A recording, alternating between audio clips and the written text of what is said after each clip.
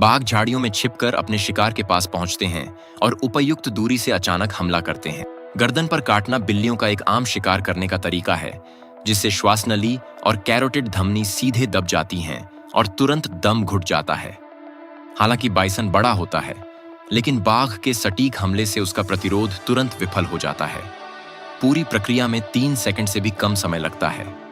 बाघ की पकड़ बाइसन की गर्दन की कशेरुकाओं को सटीक रूप से जकड़ लेती है, जिससे वह अपना सिर प्रभावी ढंग से घुमा नहीं पाता। बाइसन के सींग से हमले के लिए कोणीय वेग उत्पन्न करने के लिए सिर को घुमाना आवश्यक होता है, लेकिन इस समय उसकी गति की सीमा 10 डिग्री से कम होती है, जिससे प्रभावी हमला असंभव हो जाता है। जैविक रूप से यह पूरी तरह से बेअसर है।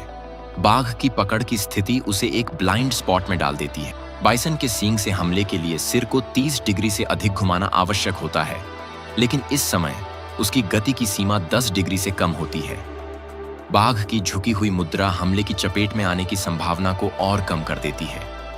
इसका गुरुत्वाकर्षण केंद्र अत्यंत नीचे है, जिससे भैंसा बल नहीं लगा पाता। यांत्रिक दृष्टि से यह एक पूर्ण लाभ है।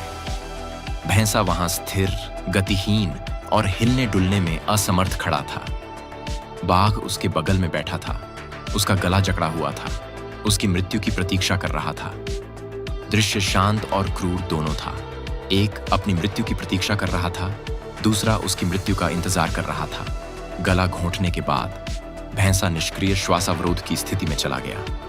उसकी श्वास नली के दबने के कारण उसके मस्तिष्क में ऑक्सीजन की आपूर्ति तेजी से कम हो गई और उसकी तंत्रिकाएं धीरे धीरे निष्क्रिय हो गईं। इस बिंदु पर वह कोई भी प्रभावी आदेश देने में असमर्थ हो गया और अपनी शक्ति समाप्त होने तक केवल खड़े रहने की मुद्रा बनाए रख सका। ऑक्सीजन की कमी के कारण भैंसा का केंद्रीय तंत्रिका तंत्र निष्क्रिय हो गया, देने लगती हैं।